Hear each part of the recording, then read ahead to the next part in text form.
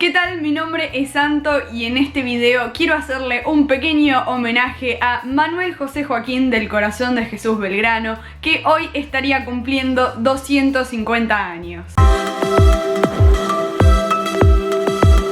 Como ya dije, Belgrano hoy estaría cumpliendo 250 años y el 20 de junio se cumplen 200 de su fallecimiento. Esto quiere decir que el general solamente vivió 50 años, pero vaya que sucedieron cosas en esas 5 décadas. Recordé que cuando era chica, precisamente cuando tenía 5 años, mi tía me había dado estos discos sobre historia argentina para aprender sobre los momentos más importantes de nuestra historia, y aquí tengo el de El Día de la Bandera, así que vamos a estar escuchando qué es lo que dice este disco y qué es lo que enseñan aquí, y voy a estar comentando qué fue lo que realmente pasó o si acertaron con lo que están diciendo. Toda la información que voy a agregar, además de lo que se diga en el disco, la saqué de la biografía que escribió Daniel Balmacedas. Es un libro súper duper interesante. También quiero leer la biografía que en su momento escribió Mitre sobre Belgrano y San Martín respectivamente. Aquí tengo la computadora, así que vamos a comenzar. El 3 de junio de 1770 nació en Buenos Aires Manuel José Joaquín del Corazón de Jesús Belgrano, octavo hijo de Domingo Francisco Belgrano y Peri, de origen genovés, y de María Josefa González Casero, criolla de familia santiagueña. El muchacho es el octavo hijo dentro de los 16 que tuvo la pareja en 23 años, y el apellido Belgrano y Peri luego lo traducieron y se cambió por Pérez, y muchos de los registros de la familia en ese entonces están bajo ese apellido. La casa donde vivió con su familia se encontraba ubicada a pocos metros del convento de Santo Domingo. La casa actualmente se encuentra en la avenida Belgrano, a la altura de 430, a unos metros de el convento de Santo Domingo, que es donde está enterrado desde 1820. Él nació y murió en la misma casa. Sus primeros estudios los realizó en el Real Colegio San Carlos, hoy Colegio Nacional Buenos Aires.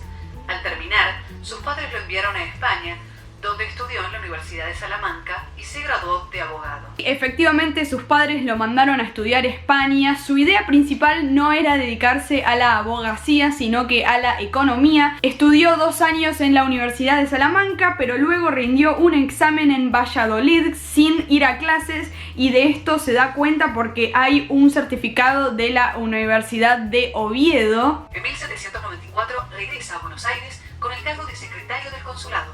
Desde ese cargo impulsó proyectos para el desarrollo de la ganadería y la agricultura, fomentando la educación en varios niveles.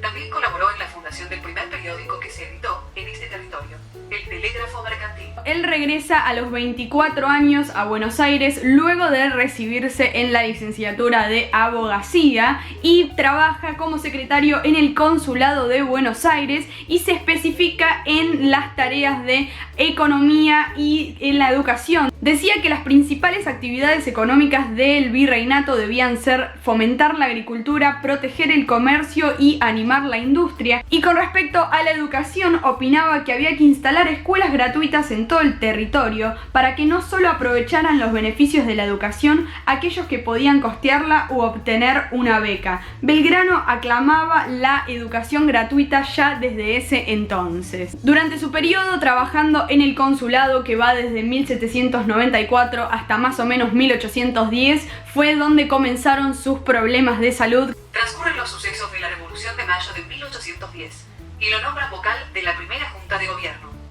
Como era muy organizado y había actuado en la defensa de Buenos Aires durante las invasiones inglesas, la Junta le encomendó la dirección de una expedición encargada de difundir los principios de la Revolución de Mayo en el litoral y en el Paraguay, territorios que pertenecían al virreinato del Río de la Plata. En primer lugar, él en 1797, por ser oriundo de Buenos Aires, se le designa ser capitán de las milicias en la Legión de Patricios Urbanos de Buenos Aires, pero su participación en el mundo militar no fue hasta 1806, cuando fueron las invasiones inglesas.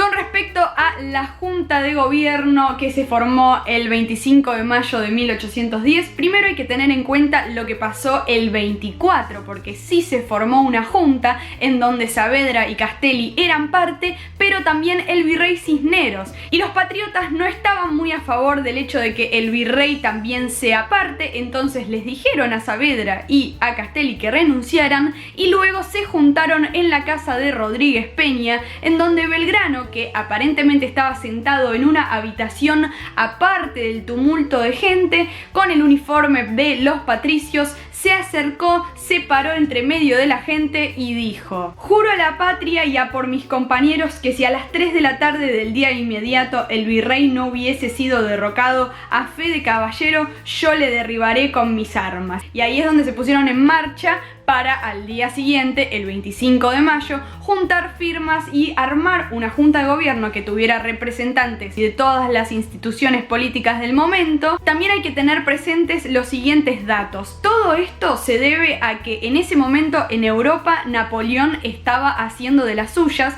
y en 1808 puso preso a Fernando VII y en su lugar ocupó el trono Luis Bonaparte. Entonces, cuando esas noticias llegan al Virreinato del Río de la Plata, la intención no era independizarse ni nada por el estilo. Esas ideas surgieron unos cuantos años más adelante, sino que en realidad la idea era que el pueblo y los oriundos del lugar tomen el control, pero aún así seguían respondiendo a España. El nombre original de la junta fue Junta Provisional Gubernativa de la Soberanía del señor Don Fernando VII, y en esta diapositiva también mencionan su campaña al Paraguay, también en 1810 en septiembre, que fue su primera acción como militar. Esto fue un gran desafío para él, teniendo en cuenta que no tenía ningún tipo de experiencia militar, ni tampoco las personas que lo acompañaron, porque la mayoría eran soldados, eran personas que se ofrecían como voluntarios para ir a cumplir este tipo de misiones. En 1812 es enviado por órdenes del Triunvirato a defender las costas del río Paraná de la amenaza española. Cuando llegó a Rosario, ciudad ubicada hoy en la provincia de Santa Fe, se enteró de que las tropas realistas iban a atacar esta ciudad. Escribió al Triunvirato solicitando autorización para que los soldados usaran una escarapela como símbolo de unidad e identidad. El gobierno lo aceptó, descartándose la escarapela roja que se había usado hasta ese momento.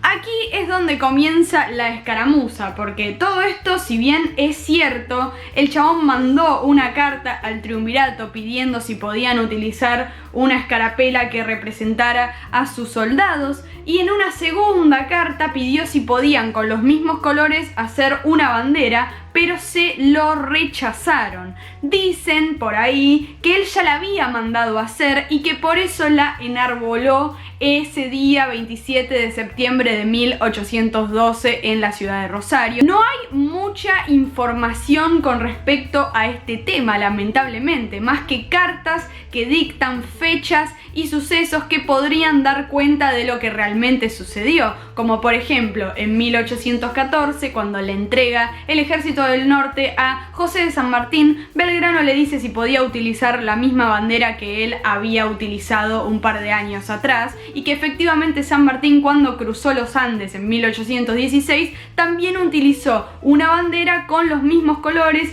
pero no se sabe si tenía el mismo tamaño las franjas, el sol, y todo eso fue mutando muchísimo a lo largo del tiempo. El celeste y blanco, sí, si bien tranquilamente podría haber salido del firmamento, no fue tan así como nos lo pintan el cuentito hermoso de primaria. Por un lado se dicen que son los colores que utilizaron los morenistas en 1811, que a su vez eran los colores que tenía la franja, la banda de la Orden de Carlos III, y que también correspondían a los colores del penacho de los patricios. O sea, hay muchas versiones al respecto. Otro dato súper importante que cuenta Balmaceda en el libro es que sus contemporáneos, cuando Belgrano murió, nadie lo reconoció por ser el creador de la bandera, sino que lo reconocían por sus otras acciones y sus otras hazañas. El 25 de mayo de 1812 hizo bendecir la bandera por el sacerdote Juan Ignacio de Gorriti en Jujuy, y le dijo a sus tropas que esa era la bandera que los distinguiría como nación.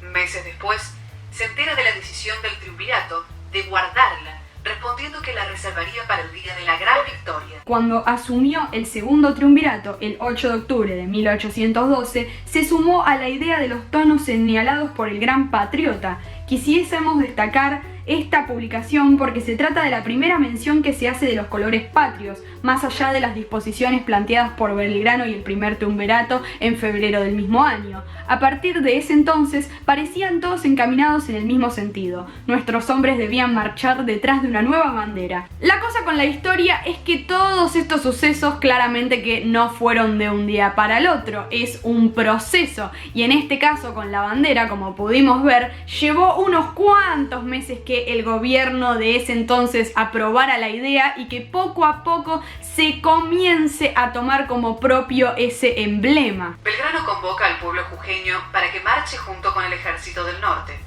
Así fue que cuando el ejército español llegó, no encontró a nadie. Maravillosa jugada de Manu Belgrano. Esto creo que se refiere... se refiere al éxodo jujeño. El 24 de septiembre de 1812, el general Manuel Belgrano... ¡Dice septiembre sin P! Bueno, vamos a continuar. El 24 de septiembre de 1812, el general Manuel Belgrano derrotó a los realistas en la batalla de Tucumán. A partir de esa victoria, nombró a la Virgen de la Merced generala del Ejército del Norte. Al cruzar el río Pasaje, las tropas criollas juraron fidelidad a la soberana asamblea, que se había constituido en Buenos Aires en el año 1813. Se enarboló nuevamente la bandera y a partir de ese momento se denominó a ese río juramento.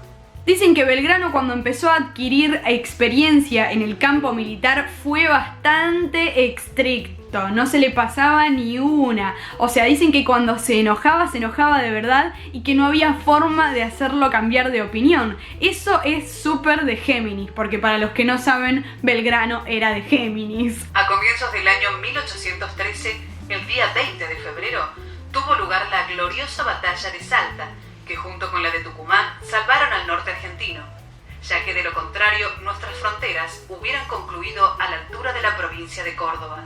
Cabe destacar que en estas hazañas lo acompañaba Manuel Dorrego, que durante todo este periodo fue su mano derecha y amigo. Algo súper importante que en este disco no se menciona son las batallas de Vilcapugio y Ayohuma, que fueron dos derrotas completamente devastadoras para Belgrano, porque no solo que en Ayohuma murió uno de sus hermanos, sino que también su salud recontra empeoró, y por eso en el año 1814 le entrega el Ejército del Norte a San Martín, pero ese acontecimiento amerita un video aparte que probablemente en el futuro realice. En el año 1814, el general Manuel Belgrano es enviado por el directorio a cumplir una misión diplomática a Europa.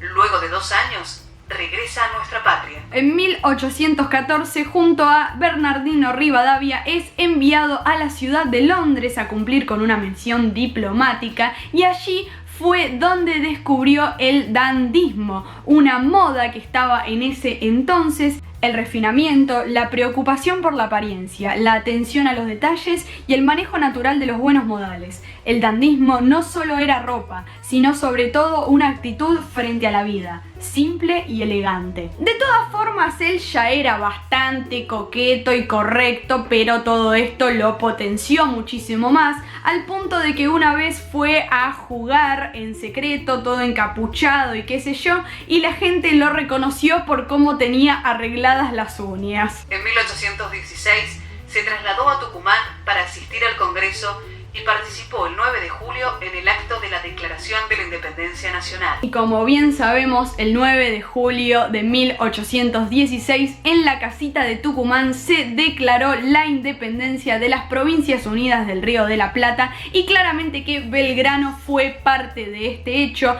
Él y Juan José Paso fueron las únicas personas que estuvieron presentes en 1810 en el primer gobierno patrio y en 1816 en la Declaración de la Independencia. Llegando hacia el final de su vida, también en Tucumán, en 1819, nació su segunda hija, Manuela Mónica. En 1819, ya muy enfermo, se traslada a Buenos Aires para vivir en la casa donde había nacido.